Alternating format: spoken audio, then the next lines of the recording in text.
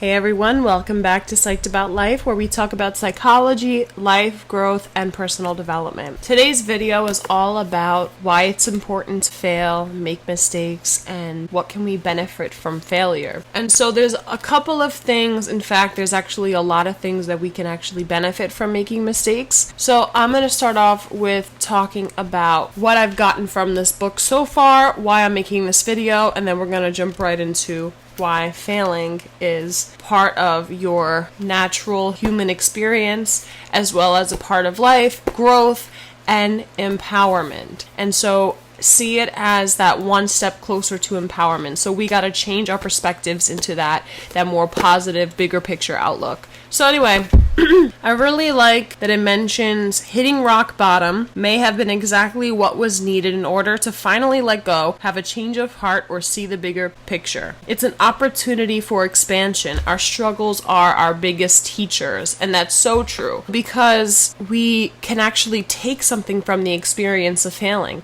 We can, especially if we have another opportunity, usually there is more than one opportunity, right? It's not like a one and done kind of situation, and if it is, maybe that's a sign to change your outlook and seek other opportunities, because what's meant for you will happen and what's not will honestly drift away from you. But those are all, we don't want to talk too much about different things. We want to kind of stick to talking about the benefits of failure, why it's so important to make mistakes, why we should be more comfortable with doing so. We can benefit from all of these challenging experiences or painful experiences by asking ourselves the questions, what can I learn from this? What character quality can I develop? What do I need to let go of? What part am I playing in all of this? Where can I expand? Where am I limiting my joy and peace? It's good to ask ourselves those questions because that challenges our thought process. That makes us see from a different lens, like, okay, I failed, but it still gives us that hope, like, I can do better next time, and also maybe this was just one little hiccup and I can get better and I can grow from this, learn from this, and it's just helping me see other opportunities. It's a more positive outlook, we have to say, right? And I really like this quote, "Your trials did not come to punish you, but to awaken you." So this thought of awakening, I feel like I'm losing my mind. Awakening, what does that mean to you? Let's just reflect on that. Like, what does awakening mean? To me, it means opening my eyes, my mind, my thoughts to different perspectives, different opportunities, different ways of thinking, challenging my thoughts, and also having that self-honesty and accountability. That helps us see the happiness that's waiting for us on the other side. That helps us experience that empowerment, right? It's only by facing these resistances with honesty and accountability that we can experience all of that empowerment. Have the bravery and courage to see those obstacles as temporary and that it's always working out in our favor. I'm not trying to be a spokesperson. Ay, Dios mío.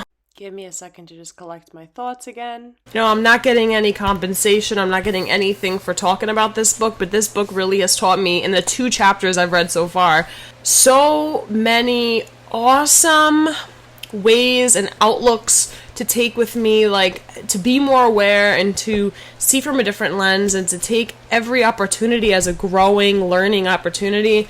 And that's something that I need because I want that growth mindset. I don't want to be fixed. I don't want to be stagnant. I want to keep going, keep moving forward. And that's always been a theme in my life. Like, maybe it's because of the people that I have around me, that good energy. It's like, keep going, keep pushing through. You're worth it. You're valid. Keep pushing through and get to where you need to be. Even if there's moments where you feel like you're not doing great, even if there's moments where you're at your lowest, take that, be aware, and keep pushing forward, because we all have moments where we have those lows, and having that belief that everything works out in our favor. So being aligned, being one with your spirit, getting what you need to feel grounded, all of those things that we spoke about. I'm sorry if I'm screaming into this microphone. Oh my goodness.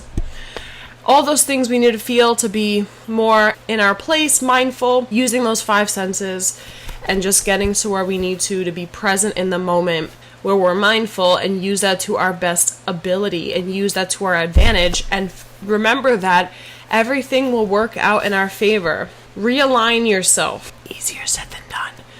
okay? But we want to realign ourselves. Nothing we feel could ever be wrong. We are all learning and becoming. Everything we go through is playing a perfect part in our own journey of enlightenment. Whether you believe in fate or not, I feel like our lives are kind of written already for us. Whether we make changes or not, we really get to where we need to be in life, and we get to what is meant for us. Sometimes it takes longer than it does for others, but we always get to where we need to be one way or another. Even if it's for a little bit, even if it's later in life, we all get to where we need to be. We all have some sort of destiny, some sort of fate. And yeah, that's vague, but that's what I thoroughly believe. And I'm not just saying that because, oh, I'm happy where I am in my work. No, I feel it.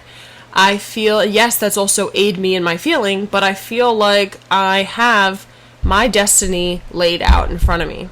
Am I aware of it? Am I aware of my fate? No. But if I practice mindfulness, if I practice awareness, do what I need to do, grow with each failure, I will get closer and closer to where I need to be. And I know that. And I feel that. And, your problem is you're too busy holding on to your unworthiness.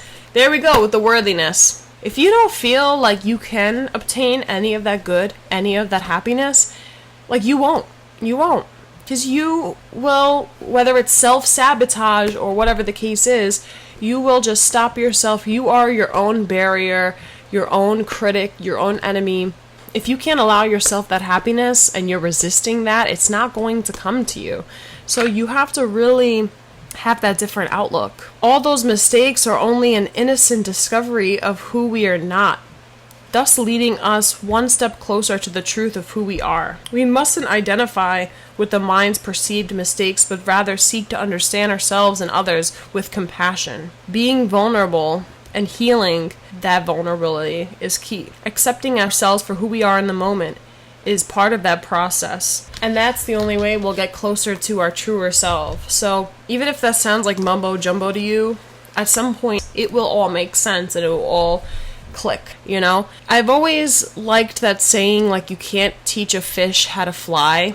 If you aren't able and fully open to growing and healing, it won't happen for you at this moment. If you're still resisting all of that, you won't get it. So you have to be not fully, but you have to be vulnerable. You have to open yourself up to new potential possibilities and opportunities. You have to want it. You have to see yourself as worthy. You have to give yourself compassion. Practice all those things that I've mentioned in this video and previous, because that will help you in that healing, growing journey.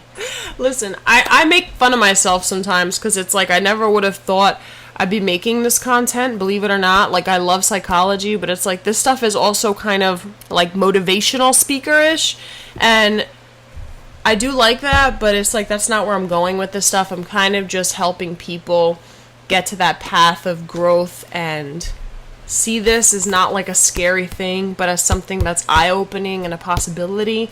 This, for me, is like heaven. I love working on myself. I am very open. I allow myself to be vulnerable when I need to be. I know when it's moments where I don't need to be. I know a lot about myself. I am pretty much aware, but it's hard to be aware 24/7. So that's stuff that I'm working on. But anyway, failure shows us, and we're going to end this video with these 3 things. Failure shows us what we are missing. It's often because we didn't have what was required in that moment. When we fail, it's because success required something we did not have. Maybe it's a certain skill. Maybe it's a capability we don't possess at that moment. Maybe it's the resources we did not have. And it's painful to realize that, right? If we don't possess that, we hurt ourselves. We feel attacked. We feel like we're not worthy. We feel like we're not good enough. But maybe at that moment we just didn't have everything that we needed for success, right? And that's where we think, like, was it all in my control? Was it just a hiccup? Was it just a mistake? Should I not make this a huge catastrophe? And that's a way of thinking too. People catastrophize. I always say that word wrong. Catastrophize is the word. Okay. Number 2, failure shows us what we care about. Maybe when we were going for it, we didn't realize how important it was, or at least intended for it to be. Something went awry, and if we can unpack what happens, we might learn something important along the way. Failure shows us that we are invested in life. After all, before we fail at something, we must have decided we wanted to try it. We had a goal set, and it's part of life to fail, right? Number 3, failure forces a fresh start. The future may be full of uncertainty. While this is scary, we certainly must grieve. If loss is involved, this uncertainty can also be the start of a new beginning. Open up those doors of possibilities, right? It might set a new chapter on our lives, whether it's a relationship that just ended, or you lost a job, or you, whatever the case is, something didn't go as planned. We may just feel a lot of pain, a lot of sorrow. We feel like that's it, or we're done. We're done for, right? But it opens up those doors of new possibilities. The future has not been written, and we shouldn't be afraid of the future. So uncertain, so full of emptiness because it hasn't been written. But we should not be afraid of that. We should embrace it and look at it in a positive way, a positive mindset. It's unwritten. It's an empty, clean slate where we can create that chapter of our lives, and that's exciting stuff. So anyway, thank you so much for watching. I'm sorry I'm looking a little crazy, but I just came back from running at the park where I grew up.